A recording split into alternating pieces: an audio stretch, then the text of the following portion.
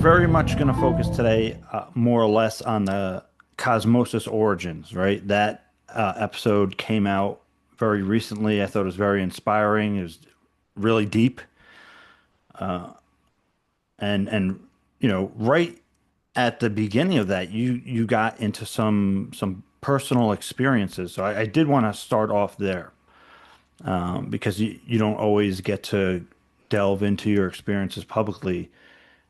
So Mhm. there was, I believe, two experiences that you really got into there.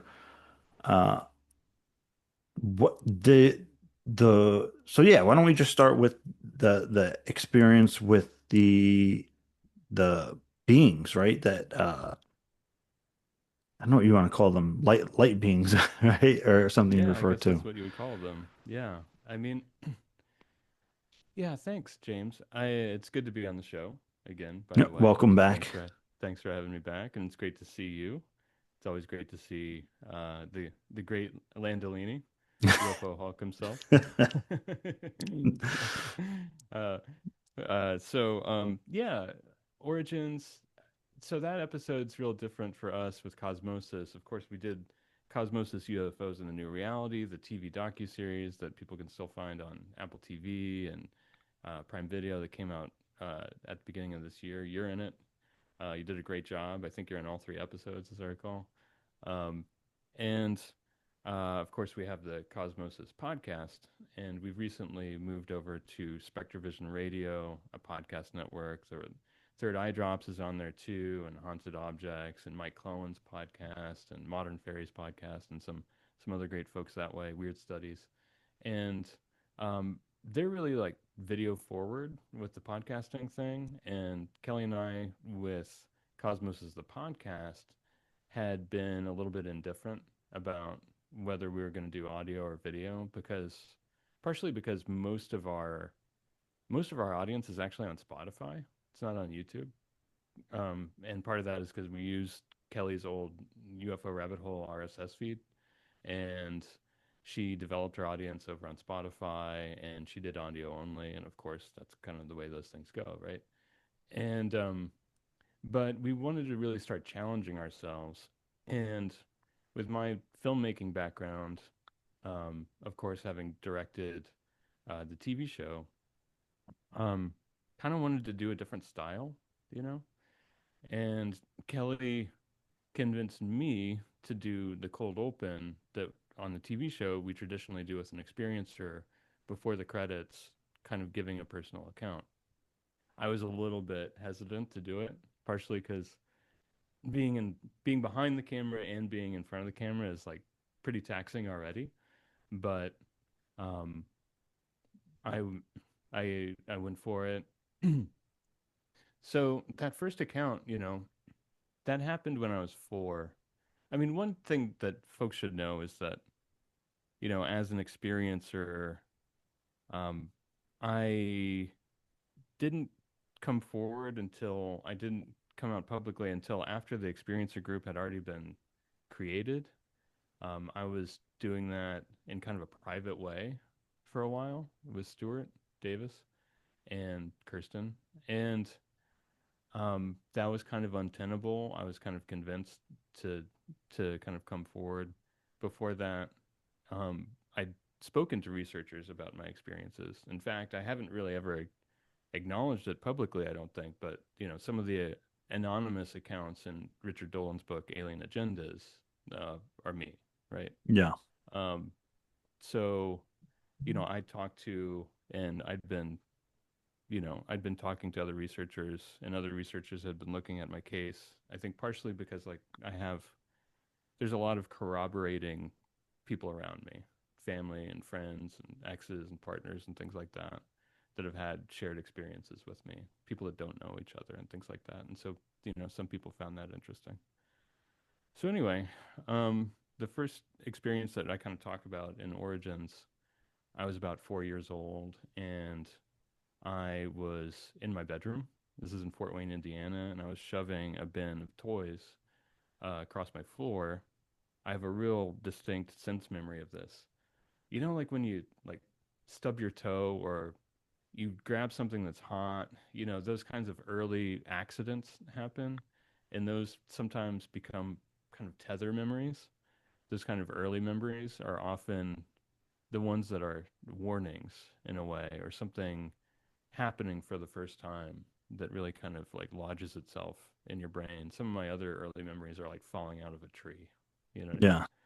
And and um and just that physical sense of something happening. So I remember pushing the bin and then looking up, and there were these two beings there. These two beings that um seemed to almost be a representation of a being more than a being itself. As if something was, and it looked like light. It looked like almost like orb material in a way. Um, Kind of golden amber, like a flame color, really, kind of like a flame.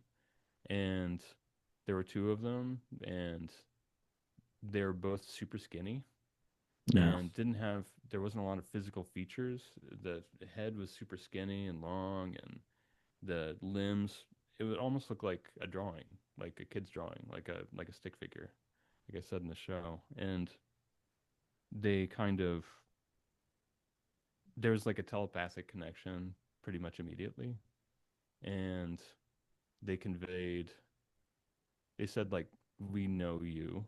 There's a sense of we know you, you know us, as if we'd known each other somehow before I don't know, before me being a child, something, I don't know what, right? And and that they conveyed, oh, you'll remember this. They said, you'll remember this, which, yep, sure enough. And that they wouldn't be able to visit later, or that the connection would be impossible, or something along those lines. Like they were visiting then because later wasn't going to work somehow. Um, and then they conveyed this sense of really like warmth and love. Um, and it was just kind of this blast of love, loving energy in a way. And then they were just gone. Um, and I ran out to the kind of kitchen table next to the kitchen, and excitedly to my mom, and she was awesome about it. And she was like, "Oh, don't worry about it. You're a kid. Yeah. You're about the age when people have imaginary friends, and that's totally okay. Don't worry about it." But it was, but I knew that unlike having an imaginary friend, or like kind of playing out in the yard and being like, playing cops and robbers and using your imagination to like think, oh, the bad guys around the corner or whatever. This was not that, and I recognized that even then.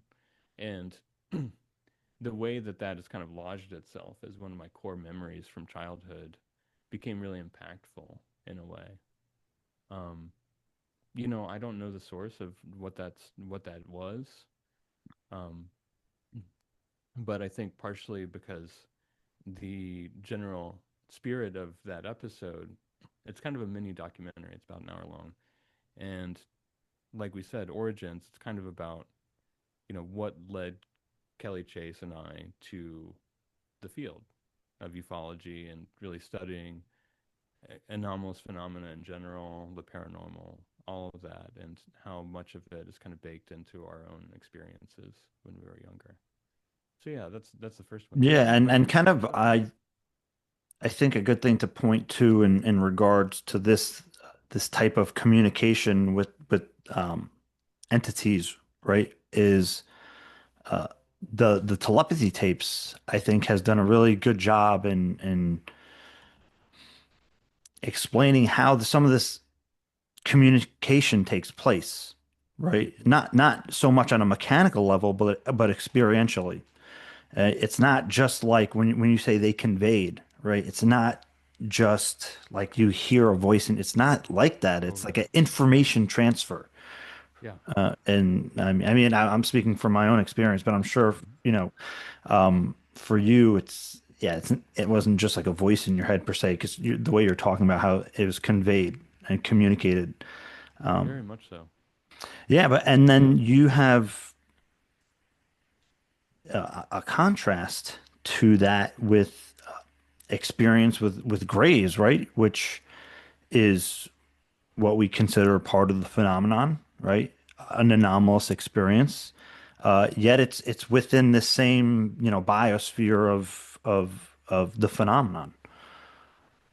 So that experience, let's say with the Greys or the first one that you referred to when you were 8 years old in that episode, what was that experience like? And then from there, in contrast to the original. So Yeah, that's a good question. The the first experience that I can remember with Grays happened in Hanover, Indiana. In I had a uh, a bedroom in an unfinished basement. So like my room was finished, and the rest of it looked pretty basementy down there. My stepdad was a college professor there, and um, I was down in the bedroom, and I had fallen asleep with the lights on, um, which was a little bit unusual. And I'd fallen asleep, kind of half sitting up on a big overstuffed pillow. And I woke up, and I was already sitting up, generally speaking. And I think that that's part largely why I can remember it and why I saw what I saw. Um, so I just look past the foot of my bed and I see these two gray beings, um, 3.5, 4 foot tall. One of them was on the ground, um, and I could see it just kind of off to the right, my right, off the foot of the bed, a couple feet past the foot of the bed. And the other seemed to be levitating somehow. Um, uh, and so it was kind of over here off to the left past the foot of my bed. And the one that was on the left had like a metallic looking, like kind of chromy looking rod in its hand that was maybe somewhere between a foot and 18 inches long. And they looked at me, and at first I wasn't even scared. I was just kind of had this sense of wonder about it. Like, who are you guys, And they didn't respond. There wasn't there wasn't an acknowledgement, there wasn't a greeting. It wasn't like those beings that showed up when I was 4. Um, there seemed to be kind of an indifference or just kind of a flatness. Um, and so I wasn't greeted. There wasn't that sense of warmth, anything like that. And then the one with the rod raised the rod towards me, and then like whoop, like the lights went out as far as I was concerned, and I was gone. Also, as the one on the left was raising the rod, the one on the right was coming towards me. Um, and its motion was kind of jarring because it wasn't walking towards me in the way that um, a normal person, a human, would walk. And so both of those things kind of happened simultaneously. Lights went out, and you know, curtains on that scene. yeah, and I know you said there So was like very different scenario. yeah, Yeah. flatness to it, and again, it was different. Uh, Mhm. but did you have any sense of your own, right, that was not communicated non-verbally, that of any kind of, did you feel it was just completely indifferent or malevolent, or and how do you look at that today, many years later? Yeah. I mean, for that specific occasion, it did not feel malevolent. It felt indifferent. It felt clinical in a weird way. It felt like I was just kind of like being observed, you know? But um, when you're a kid that age, I was about 8 years old. This is like 1987, Yeah. 1988. And Um, and you're used to at that age, if somebody's in your house or what have you, being like, hey, little guy, whatever Yeah. that is. And there was none of that, right? And they're in my bedroom, right? And so at first, I felt a sense of warmth or greeting towards them, I think, because, hey, who are you guys? You look weird, whatever that Yeah. feels like. And then it got, and then I became scared because I recognized that they weren't engaging me, but they were going to be doing something. Once the one started moving towards me and the rod came up, um, then I got super scared. But thankfully, for better or for worse, I only had a few seconds of that feeling before, the lights went out, as it were.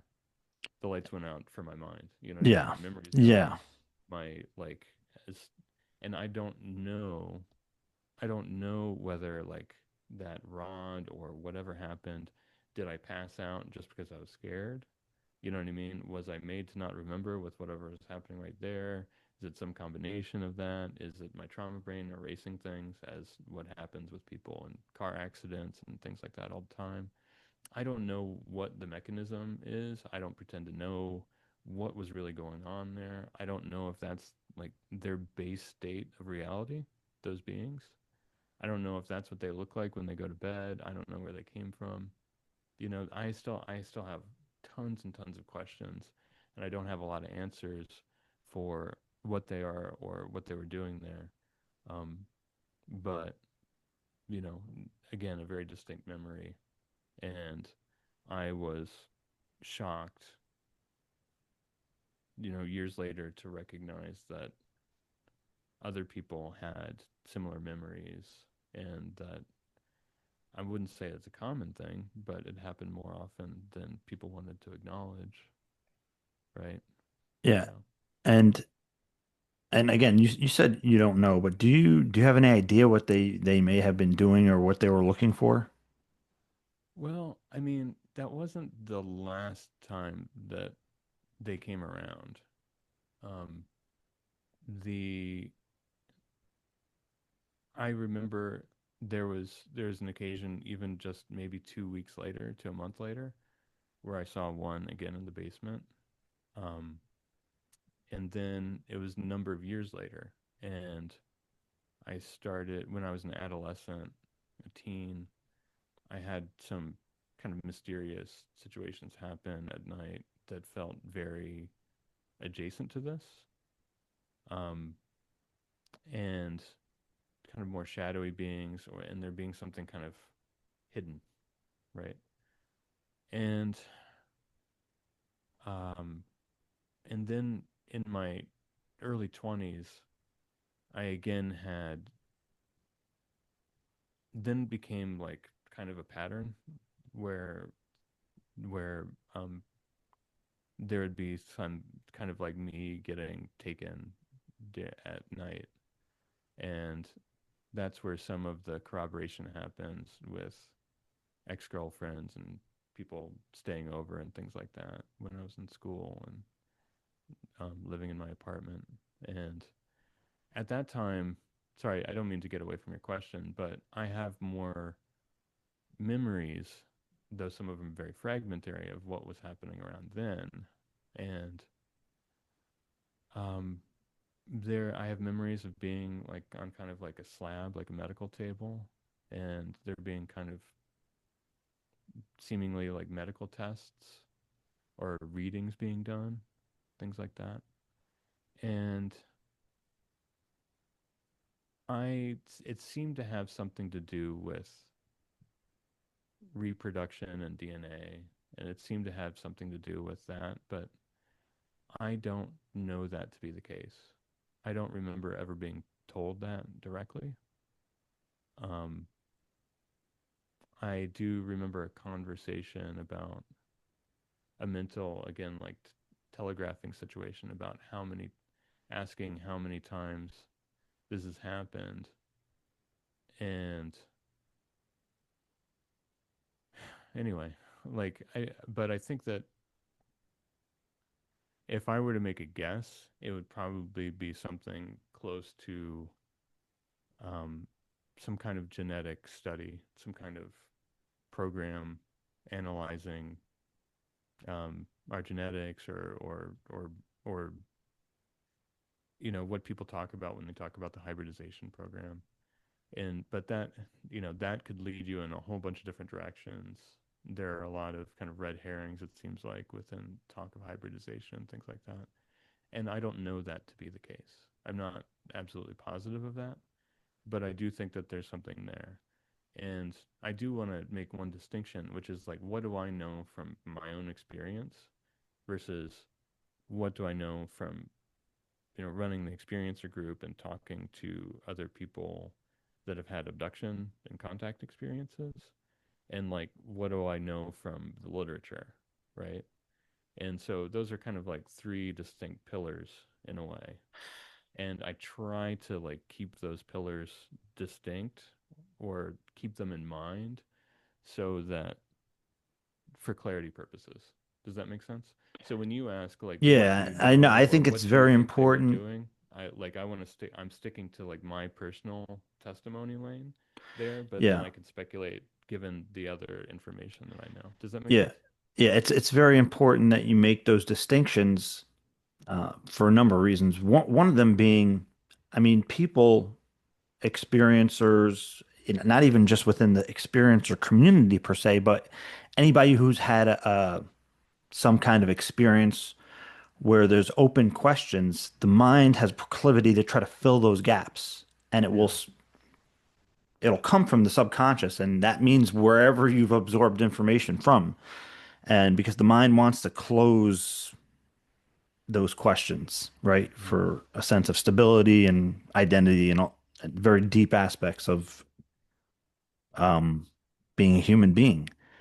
Uh, so those are important distinctions. And again, a lot of times it can happen unintentionally where those gaps are filled, right? And maybe sometimes intentionally by people with ulterior motives. Oh, So, sure. yeah, I Absolutely. mean, so in the ways that can be used. Uh, so those, I appreciate you filling in those gaps there, James. I completely agree with everything you just said. yeah, and so that's it makes it um a difficult and sometimes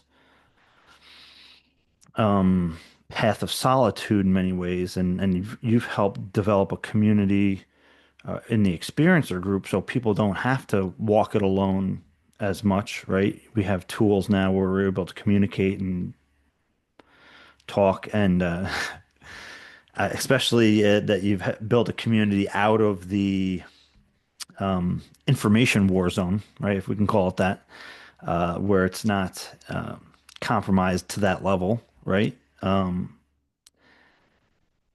so, Yeah, thanks. yeah, and being an experiencer and living the life you did and navigating that, I mean, I'm sure there's going to be people watching this that are experiencers, but there's going to be plenty of people that are not, right? Maybe they heard about UFOs and they found either Ontocalypse or engaged in the phenomenon, or they found this interview somehow, right?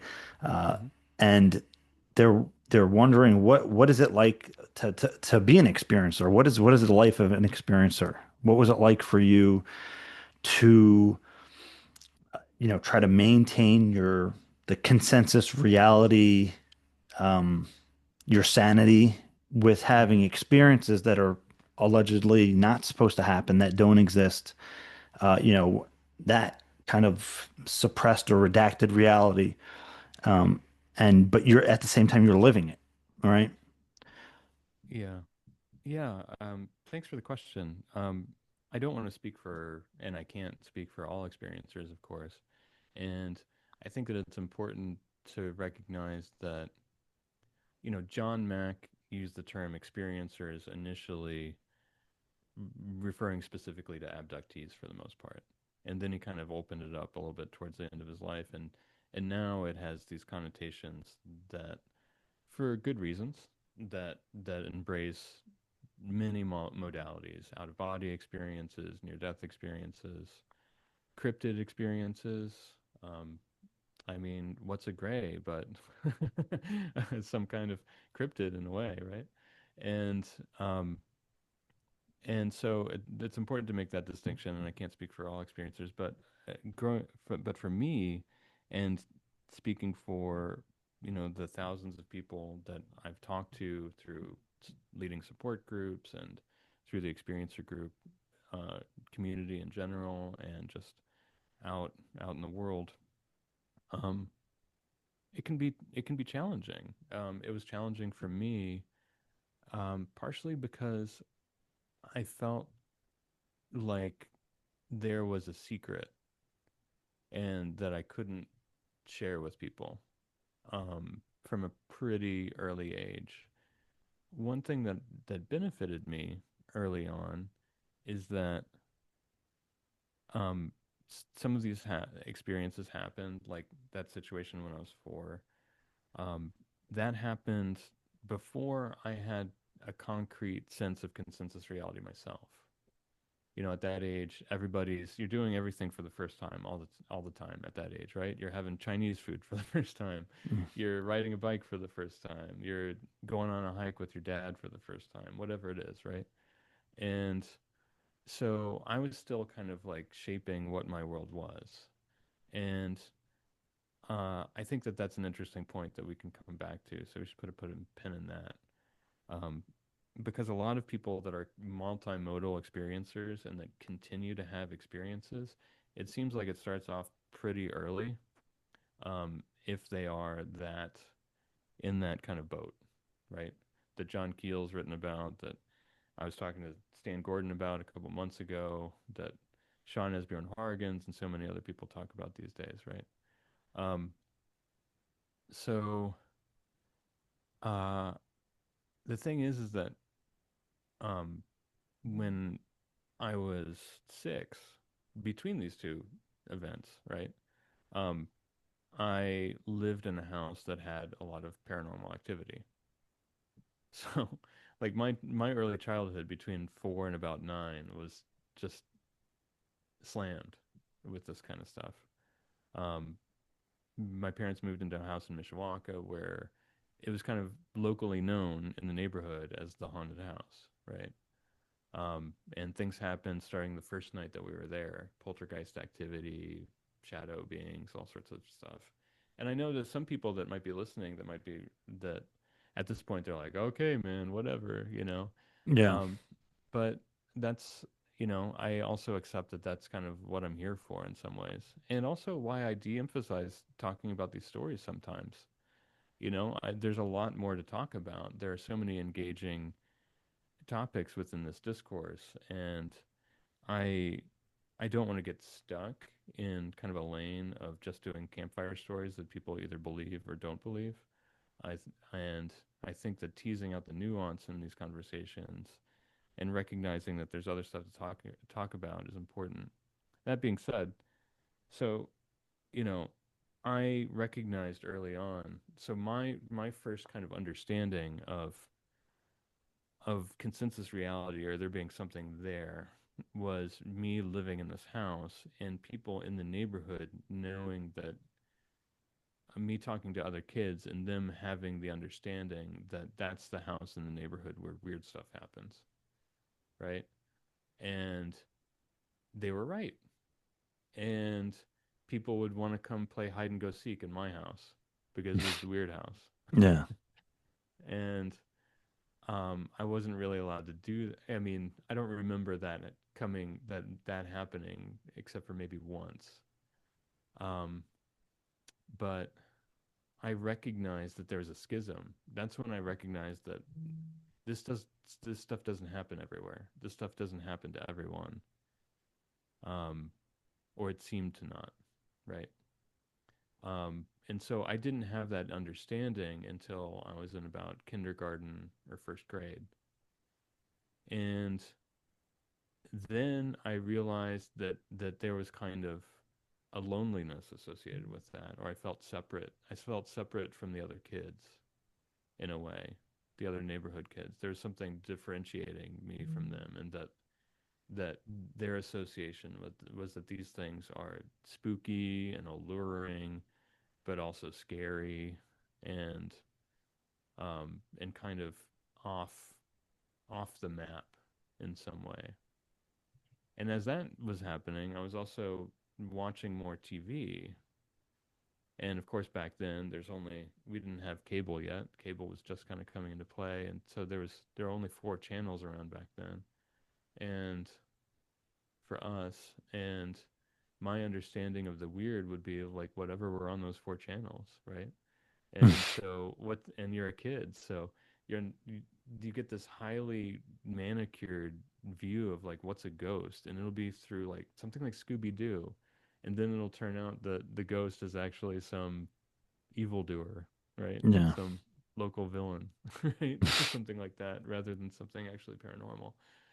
And then there are those other conceptions. So, I think that my there was a schism that really developed right then, and me recognizing like, oh, the kids recognize that there's something different about me and the house that I live in. And then that when I was looking for information at the time, right then, it was through all of these pop culture references that didn't have any kind of tether. I wasn't finding any kind of tether that seemed to reflect the actual reality of what I was seeing in front of me that seemed to be this phenomena that people were talking about.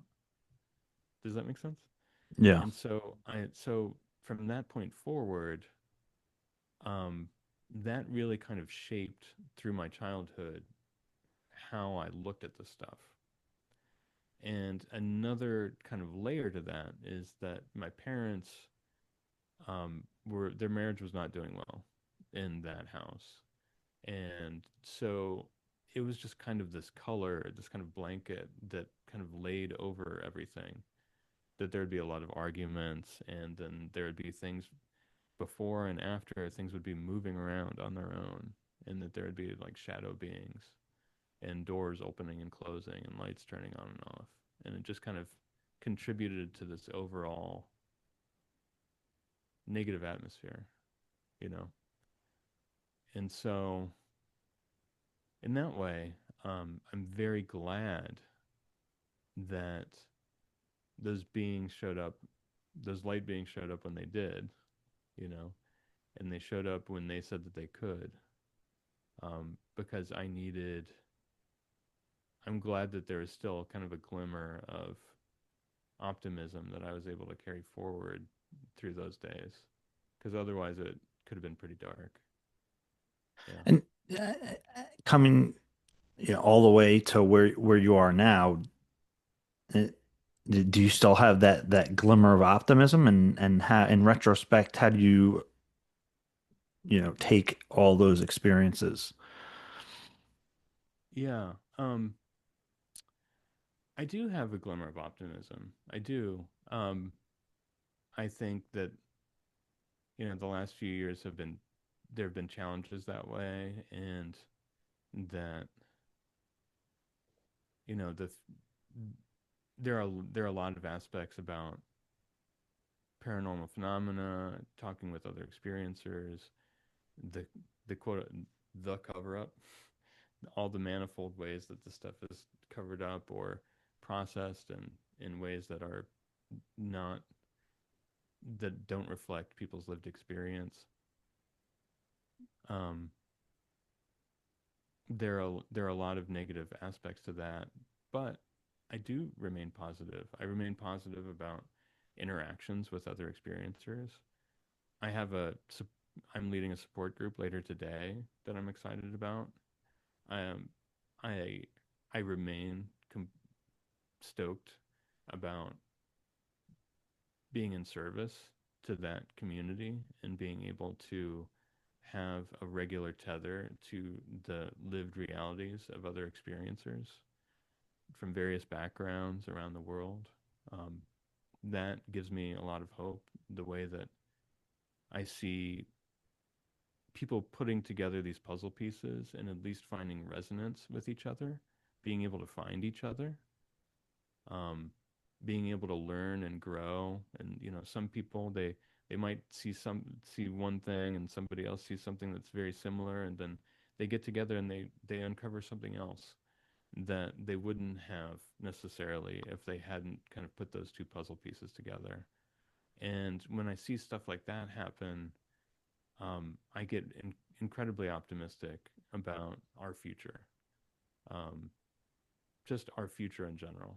You know, there's so much darkness in the world today, um, and but situations like that and the ways that people can connect with each other on a personal level and interact both IRL and in situations like this with you and I talking. I remain very optimistic and hopeful through that. Yeah, and so you have on Ontocalypse now and Cosmosis, and you've been informed by your own experiences, but also through research and connecting with this entire community of experiencers and let's say interactions with people in the world of ufology, right? Or the intelligence community and all that, right? The whole Hmm. gamut Hmm.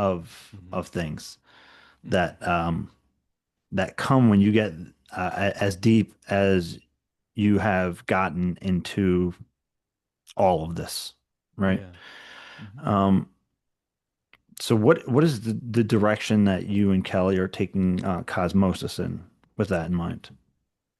Yeah, great question. Well, first, we've started doing more field episodes, so going out to window areas, going out to meeting experiencers where they are. Um, and that takes a good bit of work, you know. We don't have a lot of money, but we do have a lot of capability between us and the kind of ragtag group of people that we work with. Um, Ragtag's not a great term, but you know the Ad hoc. ad hoc DIY crew that we've got Yeah.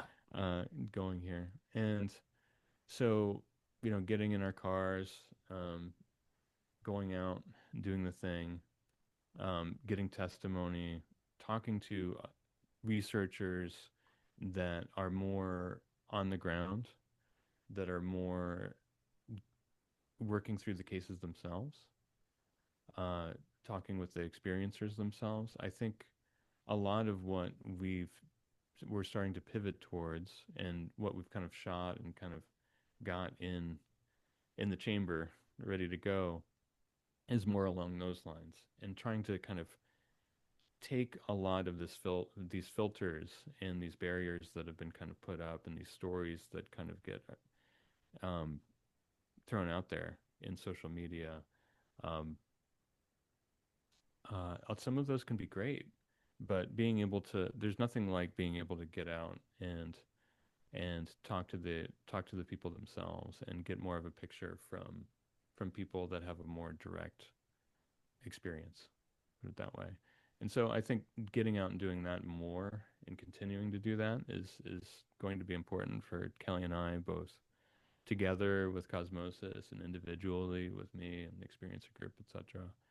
Um, because that is where we find optimism. That is where we find resonance. That's where we find information, to be frank, and inconvenient data points that often get sanded away when we read studies and things like that, that consciously or unconsciously might redact information or kind of like take outliers and push them to the side because there's so much weird stuff like right down the center lane. When you talk about grays or you talk about Nordics or you talk about poltergeist activity, but people, may not want to talk about other phenomena that doesn't kind of breach the public discourse enough. Does that make sense? So like Yeah. for so Well, for yeah, like and I was gonna say, example, what are some of those inconvenient data points? sure. Like, well, I'm been cutting an episode recently that we shot in Kecksburg. Coming up December 9th of this year is the 60th anniversary of the Kecksburg UFO crash retrieval in Kecksburg, Pennsylvania. And that event really set the researcher Stan Gordon on a lifetime pursuit towards capturing, receiving, learning about uh, cases in this window area out there in the Kecksburg region, this Chestnut Ridge district. And it's very much like what Keel talked about back in the day, a classic window area where people see all manner of things. And there's just an abnormally high amount of cases and often. And so when he was a teenager, he started a hotline. And so people in that area know. I mean, the cops know, the local radio stations know, like everybody, I mean, seemingly a lot of people in that area know that if something weird happens to you, you call Stan, right? And he's had that baked into that local area, that window area, since the early 70s, right? He's an incredible just fountain. He's like a fire hose of cases and information. It's extraordinary.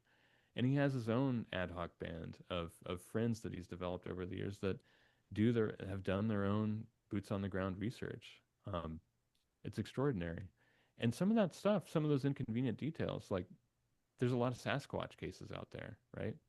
And sometimes, in going back to the early 70s and probably before, there are cases where there are orbs near Sasquatches or what are perceived as Sasquatches, as well as orbs near craft and orbs near entities that more resemble grays.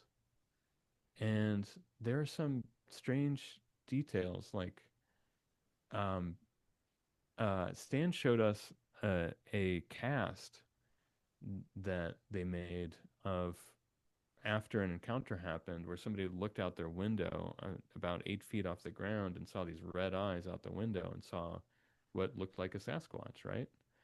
And goes out there and there's tracks. They made a cast. The tracks have three toes, all right? And they look weird.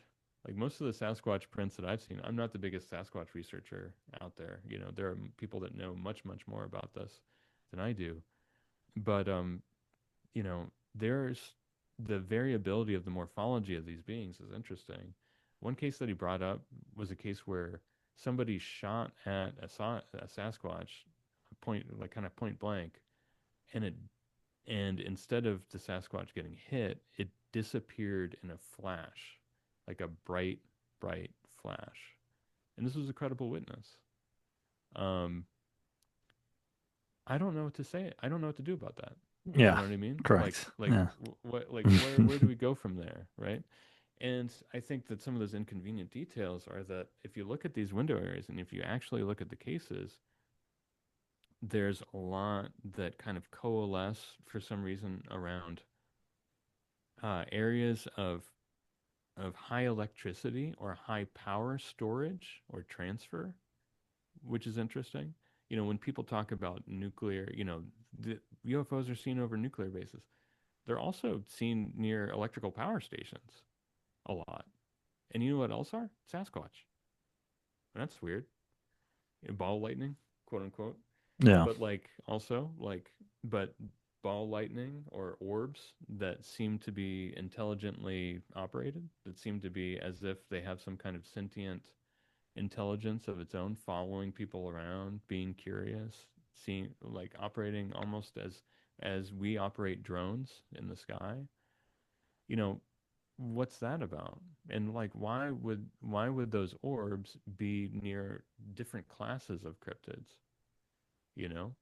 There are other kinds of cryptids that people don't talk about. You know, there's people often make fun of in Skinwalkers at the Pentagon that old story that's attributed that people think is attributed to Jay Stratton's family, right? Yeah. Where some kind of bipedal wolf or a dogman kind of being was hanging out in the backyard, that was seen hanging out in the backyard. Well, here's the thing. It's like if one of the inconvenient truths here that we need to pursue is that like what if these entities, what if non some of this non-human intelligence can present itself however it wants to present itself to us, you know, either by hacking our perception, by what by whatever means, you know what I mean? People think like, oh, shapeshifter, that must mean that they have some kind of their body's made of fluid or like that there's Right. something that we don't understand or something. But maybe it's more complicated than that, you know? Or maybe it's more simple than that is another way Right. to put it. And yeah, in a way of, I mean, even conventionally, like Right. psychotronics have the ability to hack your perception, and our 100%. brains work in representational systems, visual, audio, kinesthetic, even taste and whatnot. So Absolutely. why couldn't an advanced intelligence have a, 10th, 20th generation version of that? And again, I'm not attributing any intention of malevolence or benevolence, Sure. just Yeah. capability, right, in what's observed and reported. Absolutely. Um, So, so yeah, yeah. I think that's a So, major part of some of these absolutely. experiences, and it Absolutely. yeah, and it causes some confusion as to, and even for what it's worth, Jim Lakatsky, right, who was the director of OSAP, he was saying, out of like 10,000 UFO cases, how come none of them look the same, right? Yeah. Uh, that you have this, Very good point. right, and even Grant Cameron has said things like that. There's like every report of different entities, they're all different. How is that possible? Uh-huh. His Um, whole theory of wow, or however he yeah, yeah, phrased it. yeah. Yeah, Grant, I love Grant though. He's yeah. in some The ways Canadian he, cocaine. yeah, yeah, yeah. I mean, McDonald's coffee, Canadian, uh, all that stuff. Yep, He sometimes he strikes gold though, right? absolutely. Yeah, For I, sure. I like to call him a conduit for the anomalous Absolutely. sometimes. Yeah, Uh, but those are all important points. Like why the variability? And is that elusiveness like baked into the formula? Is that baked into the formula, for co-creative purposes to make us feel a certain way? There often seems to be this kind of telepathic communion factor, right? So is it is it based around reactions? Like if something wants you to walk away, maybe it presents as a Sasquatch. You know what I yeah, mean? Maybe if it wants you to walk towards it, it presents as an orb.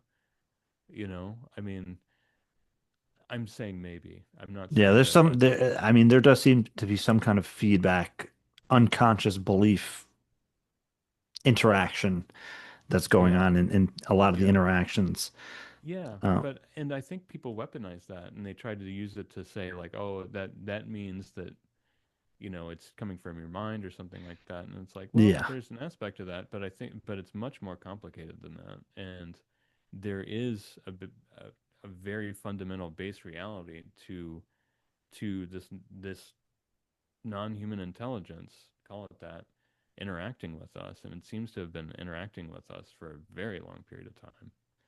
And I don't mean that to say that there's not maybe some actual relic ape hanging out in the woods somewhere. But there are also these weird cases where, like, these things disappear out of nowhere. People see, like, a couple footprints and then they go away.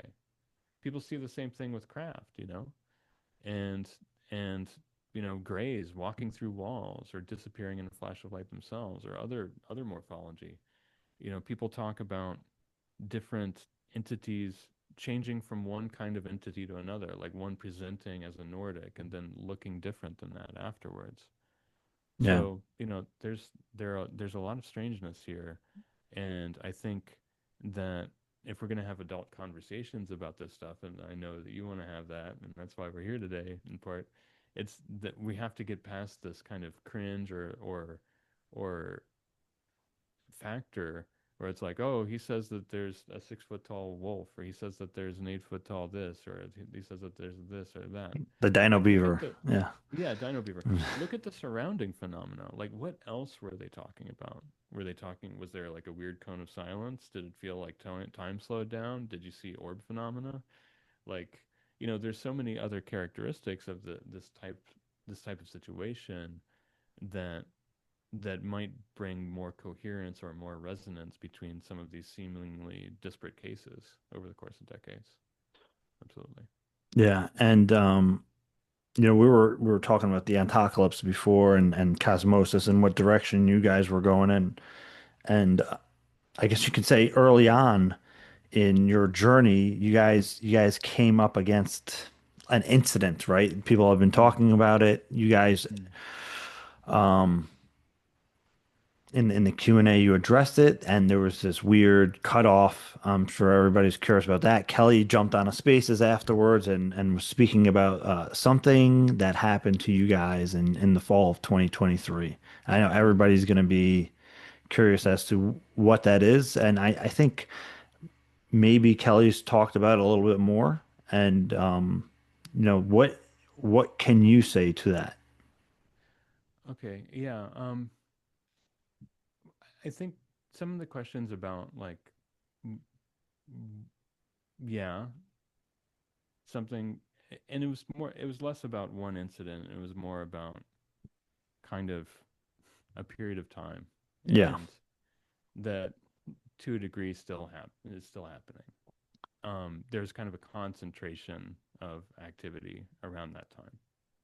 Um, and one of the reasons why it's important to be careful is it doesn't just impact us. They're private individuals. We both have families, friends, associates, and some of those people are private individuals. And there's no reason that, their health and safety or private lives need to be kind of brought out for the purposes of other people's curiosity being satiated or something like that.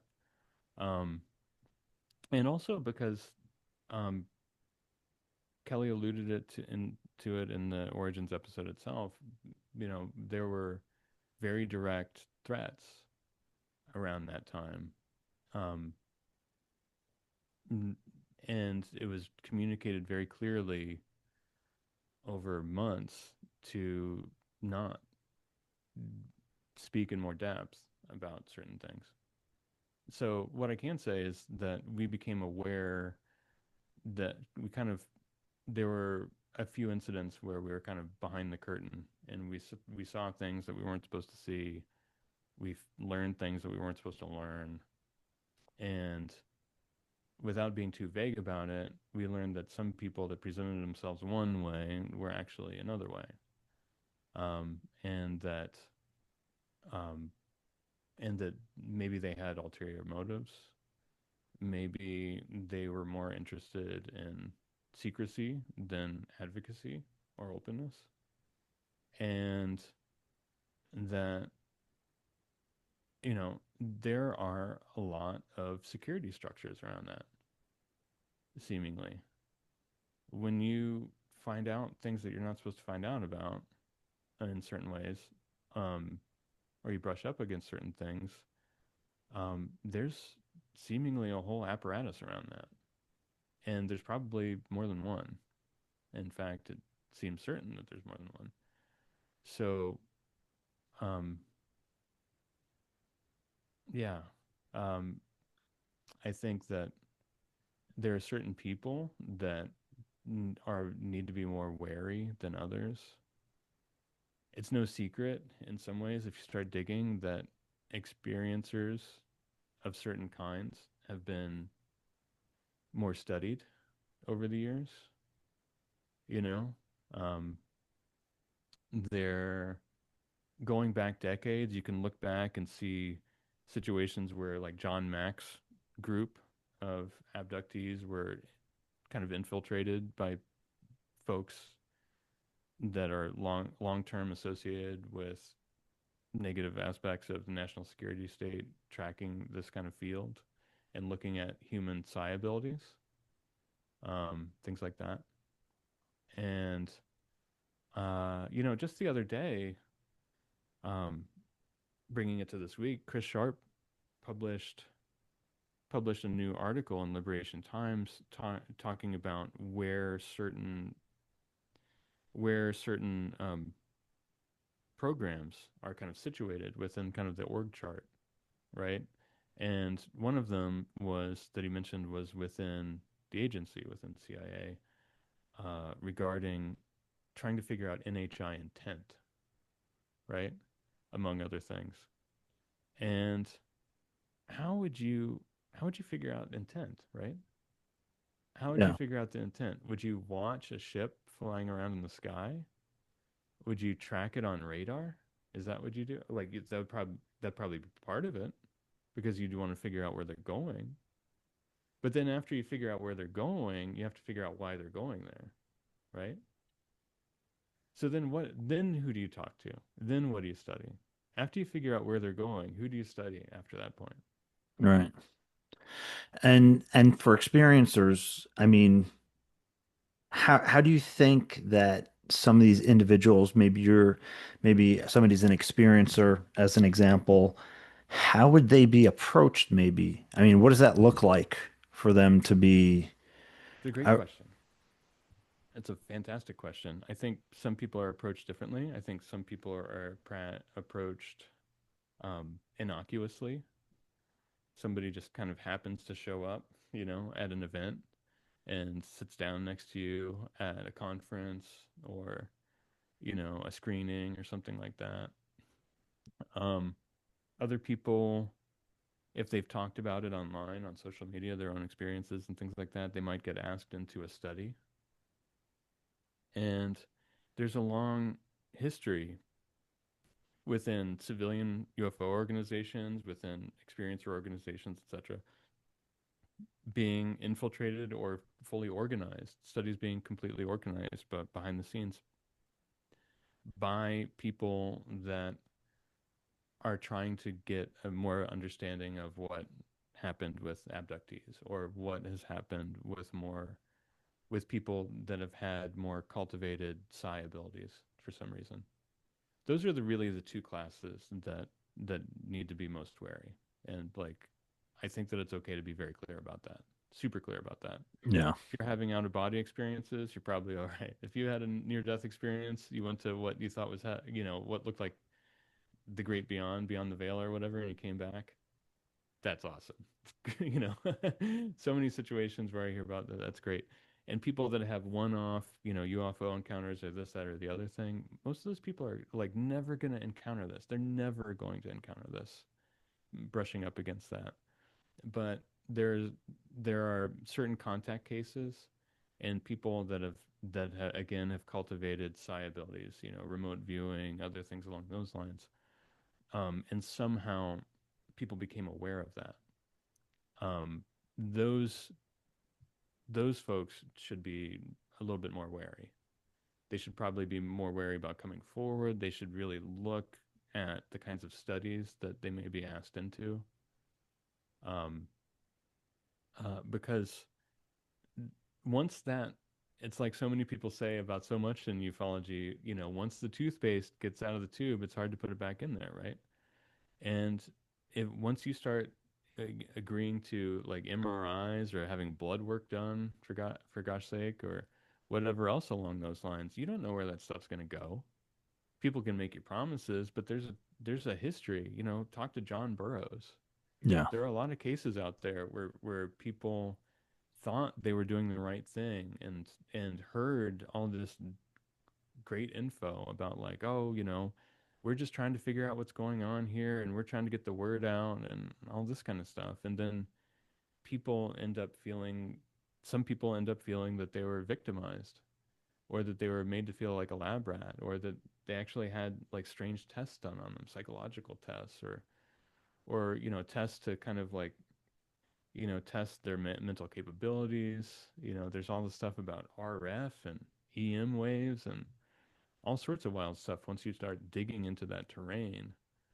There's programs that go back over 40 years, paper trails going back over 40 years of experimentation done on individuals, and getting, paperwork about people trying to get special exceptions so that there could be human experimentation done on US, US property, etc. Um, it's out there. I don't want to, you know, there's stuff that one can say safely, and there's stuff that I probably wouldn't want to. But Um, experiment certain experiencers should be wary and or have reason to be wary. You know, if and I also recognize free will, agency, all of that.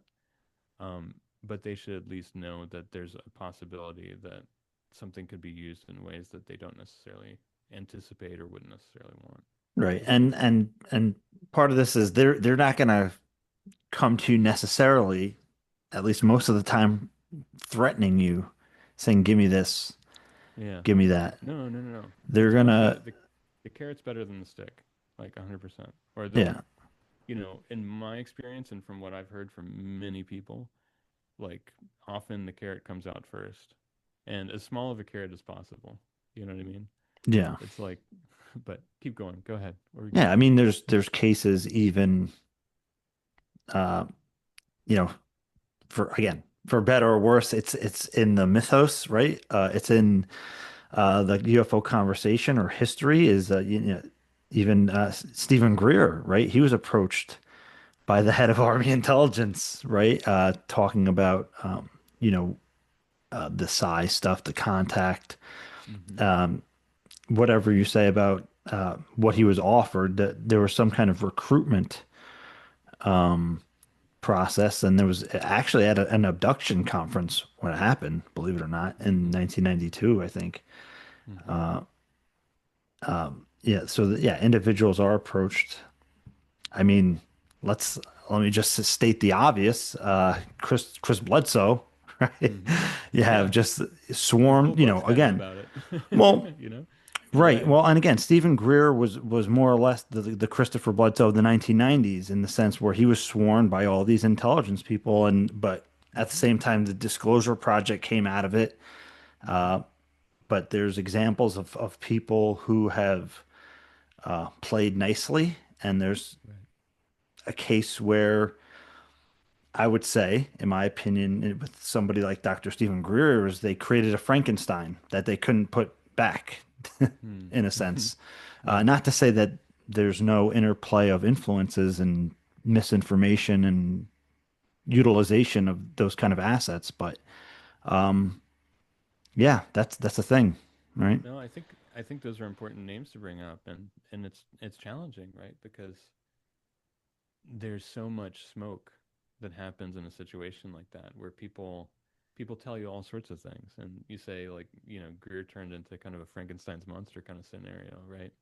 And I think that a lot of that stuff is deliberate, where it's like if it's not going to work, Yeah. then there would be an effort to either discredit somebody or throw them off the track or make them feel crazy or kind of build up their personality profile, their self-conception in a way that would be um, negative or that could deteriorate in a way. And I mean, look discredit. at And yeah, and I yeah, mean, look at Paul. even, Look at Benowitz. yeah, There's other cases like this out there too. And yeah. yeah, absolutely. Oh, and even in Stephen Greer's case, and again, this is going back many years. It wasn't as I don't want to say pop culture, but it wasn't as in vogue at the time. He was talking about being attacked psychotronically, Yes, right? And yeah, there's all kinds of elements to all of that. Um, absolutely. And there's paper trails around it as well. Some of the stuff it sounds far fetched, but then when you look a little bit deeper, you know, I mean, energy, man. Even, I mean, well, The even Department of I mean, the Department of Defense. caveat that is so funny that I don't think people take away from slide nine, right? The Mm-hmm. A-tip slide nine, uh, it talks about, you know, remote influence and psychotronics and all these UAP capabilities. Absolutely. In the fine print, it says that the DoD has had these programs and capabilities for many years and is being Right. augmented by the study of UFOs, Mm-hmm. which Right. is, brings us to, I think, a point where it gets into the area of where our attention is trying to be diverted from that part of the conversation. Absolutely. Absolutely. I mean, look back at OSAP, right? What did it stand for? I mean, weapon systems was in there, Yeah, right? yeah, yeah, Weapon systems was in there. People don't even think about that, right? And that's just one program. I mean, there's a lot, right? But when you look at, what do some of these key players going back historically, less so recently, but still to a degree, there are a lot of experts in directed energy that are associated with our field. And that's interesting, right? And like what does that imply? And how much of that could have been reverse engineered? How much of that is just trying to pick up what one can ambiently? Like there's a great one of my favorite talks. I was at Soul One, and Kevin Knuth had this excellent, awesome presentation. I think it was my one of my favorite things that I saw that year, or maybe even since then. And he was talking about um, the energy that would have to be produced to make a car stall, right? And he was like, "This is simple engineering, folks. Like we can do this." Like when we hear a case and we hear about a pickup truck, like we know what battery is in that pickup truck. Like we can know like how much power it would take to like knock one of these puppies out. And he went through the whole thing, and he's like, these are field effects that can be measured and studied by somebody just getting their bachelor's, you know what I mean, in physics, or their bachelor's in engineering. This isn't like advanced rocket science, people. Like some of this stuff can really be figured out. So you have to figure that some of that there's some of that in play as well. But then some of it, as you said with slide 9, it sounds like some of that stuff was engineered at the outset, right? And so then there becomes a super slippery slope of disinformation where like some people are going to try to tell you that well, that means that all these that psychotronic weapons and directed weapons, that has created this whole issue, right? That yeah, like all of these people are sad targeted individuals, and that they've been manipulated over the years by this like highly funded super secretive program or realm of programs that have just been effing with people, right? And and that means that there's nothing there. And then on the you'll see other sides of this idea where you'll people have been pushing Project Preserve Destiny lately, hmm right? yeah, And you hear people saying like, oh, you should really look into that one, and it's like, who's saying this, why again? And one of the things about that is if you look at the story, Dan Sherman, Above Black or whatever it's called, right? hmm um, the story there being that this guy was tasked um, with Dan Sherman was tasked with this very secretive project where he was brought into a facility that sounds a lot like it was at or near Fort Meade. Sounds a lot like it was at or near there, and which just happens to also be where a lot of the Stargate program was happening. Uh, and so then he's put in a room downstairs, and he's supposed to be tasked with sitting at a computer terminal and psychically communing with probably Grace, right? Or and that's the story. That's the story he was told. He was told that he was supposed to sit in this chair and try to psychically connect, and that he'd be able to after these training exercises, yada yada yada. and he was given the medicine. And he was given some medicine that would help the contact and things like that beforehand. Right. And so the story that we hear is like, or the story that we're supposed to take away from that seemingly is like, oh, there's been, it's like what they've been saying this whole time, that, they've been in contact with the being since Eisenhower, and that there's been an accord and there's been treaties, and, some of that may very well be true. I don't know. Yeah, Um, but what I do see is that there are some people that want you to believe what Dan Sherman was led to believe in that situation, right? The story that we're supposed to take away from that book that Dan wrote, etc., is that seemingly the big headline is that there is a secret program to communicate with Greys down in some basement somewhere, and that he was part of it. And what I hear in that story is that some guy was told that he was going to sit at a computer terminal, take drugs, and communicate with Greys. That doesn't mean he didn't, but I think it's possible that something more complicated was going on there. Because what we often see in situations like this is that, and what often comes into our community are people that they're allowed to talk, and maybe some of them are allowed to talk because they believed the cover story that they were told for the program that they were in, because they didn't have a need to know like what was actually going on in that scenario, right? And so you're like, oh, they're believable. Oh, I believe them. And it's, yeah, because they believe themselves, you know? But that might not have turned out to be accurate, And right? like, what else do you think could have been going on there as an example? I think it's possible that there could have been remote influencers in the next room over, or that there could have been psychotronic equipment, that there could have been, you know, that there could have been experimentation to see if somebody could accurately receive and report specific messages that were given to that individual, you know, so that something that looked like it was telepathic communication could be approximated in and kind of dialed in over a period of years. I think that that's totally possible. In a lot of ways, that seems more rational and reasonable to think than that there were two Greys that he nicknamed Spock and Bones, like sitting off on some flying saucer somewhere, like just trying to talk to him. One of the weird things here is that, like,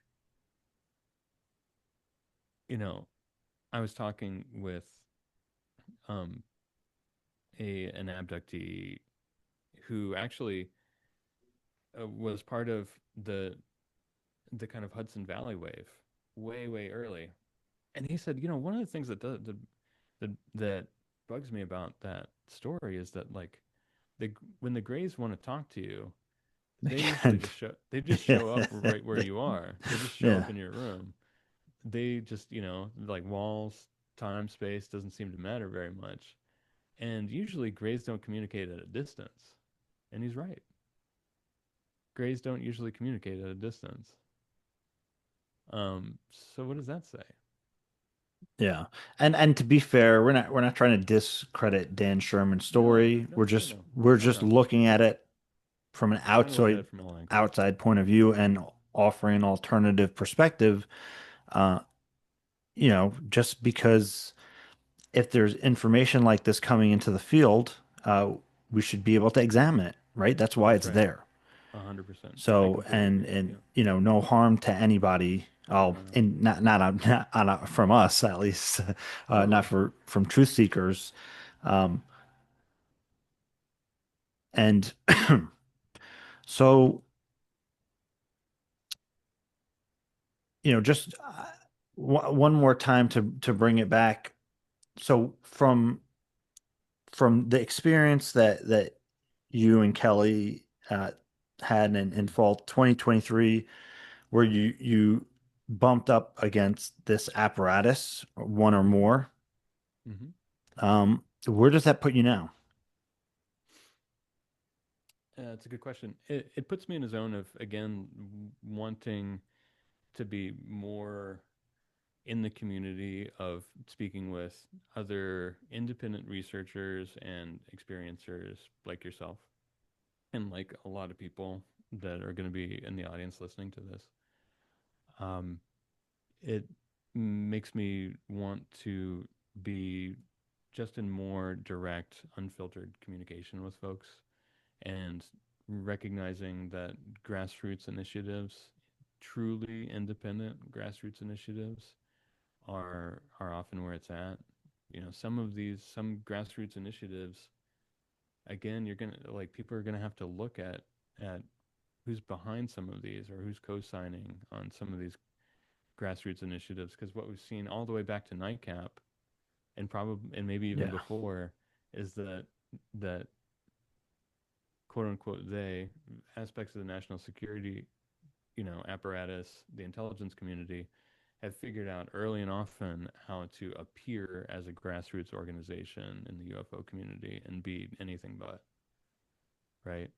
And very much operate as if they were just some folks, really trying to pull things together, pull information together and hide it forever. Sure. you Yeah, know. and also so uh, chaos in a sense. Hmm. So Pit people chaos, against each absolutely. other. I mean, so yeah, there's red flags to look out for Hmm. uh, in that regard.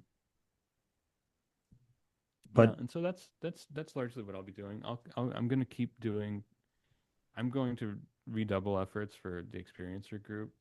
I like that's something that I'm spending even more time with now than I've been able to in recent months, and that's going to continue. I'm going to continue with Cosmosis. There are some other projects that I can't really talk about yet, but um, fingers crossed for 2026. Um, I'm very optimistic and hopeful.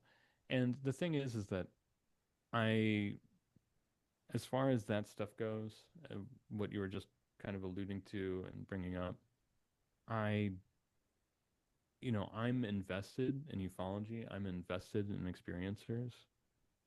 I'm invested in how this stuff goes. I was thinking about it, and you know, we were talking before the call about Age of Disclosure, which is coming out this week, yeah, I was just gonna April, bring that up. November Yeah. 2025, Mhm. and it's funny because like I still keep up with this stuff. It's not as if I'm kind of walking away from all of that area of the discourse, given what happened, etc. Um, it's kind of like I was thinking about it before we got on, and I was like, it's kind of like football in a way, all right? Because I it's always like to like, say WWE, but yeah, football. yeah, yeah. Oh well, there's definitely the WWE thing. There's no question about that. No question about that whatsoever. The heels and the Yeah. faces getting paid by the same folks. Yeah, there's definitely an element of that, and a lot of show. That's for sure. But there's also an aspect where it's like, you know, you may not like um, Aaron Rodgers, right? For example, football analogy here, but Yeah. if the Steelers make it to the Super Bowl, you're going to watch anyway, right? Because you love football or you're invested in football. And that's the way it goes, right? And I feel kind of similarly about a lot of this discourse where I do still enjoy keeping abreast of things and trying to keep my mind above the fray of the WWE that you're talking about, where there are so many personalities that have either been kind of pushed towards each other, you know, from outside influences, or they just felt it to themselves, or encouraged, or other people that are actually just kind of that it's part of their job to kind of sow discord, like you're talking about, you know, and I think that happens on low levels, and I think that it happens on pretty much some of the highest levels you can find within the field, and you know, and at various levels in between. And so, yeah, I mean, I what do I also try to do is stay out of the fray when I can, and try to be as helpful and try to do what I'm going to do, and I recognize that that's not going to be the dominant part of the discourse. And I don't mean that to be. I sense the same in you, James. It's like we're kind of like licorice. You know what I mean? And it's like a lot of people don't like licorice, but the people that like licorice really like licorice. You know what I mean? And I I think that it's important for me. I think Kelly feels similarly. I think you feel similarly that it's important to have an area of discourse where people can talk about other things that isn't so managed, that isn't so arranged, and that people have problems with that. There are a lot of people that have problems with that, and that's okay. in a lot of ways. That's all right. Um, and I'll just keep doing what I'm doing, and I'm sure that you will too. Yeah. Yeah, for sure. And yeah, I mean, again, Age of Disclosure is going to be premiering, and it's gonna build a lot of people up, right? Their hope, their Yeah. anticipation, their Yeah. expectations, Mm-hmm. the direction of their thinking, right? For better Mm-hmm. or worse. Right. Um, and and you know, so and with that comes like, wow, there's more attention on the UFO subject. That's great. Mm-hmm. But then there's the underpinnings of the subcommunications that are going on, that Mm-hmm. what's implied Yeah. in that. And I mean, I guess you just have to navigate the field best you can, right? Mm-hmm. And try to independently think, and then also mm, maybe detach a little bit from what's going on and just examine it objectively. In a sense, I know we all have our biases and filters, and some of that is actually played to, but Mm-hmm. um, yeah, we have to at the same time like r read the fine print, right? I completely agree.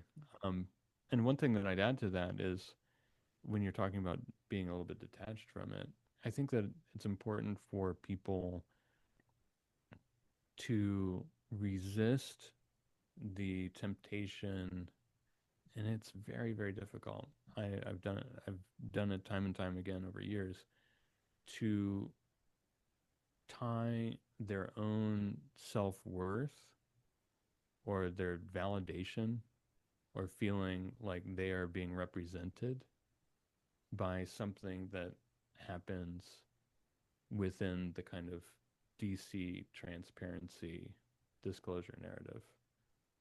Um, because whatever is going on there doesn't it, it doesn't necessarily and isn't necessarily designed to reflect accurately the lived experience of any particular experiencer or any particular researcher or enthusiast of the field. It's kind of doing its own thing, right? And and like anything with transparency efforts, DC and stuff like that, there's a lot of obfuscation. Things take 20 times longer than they should.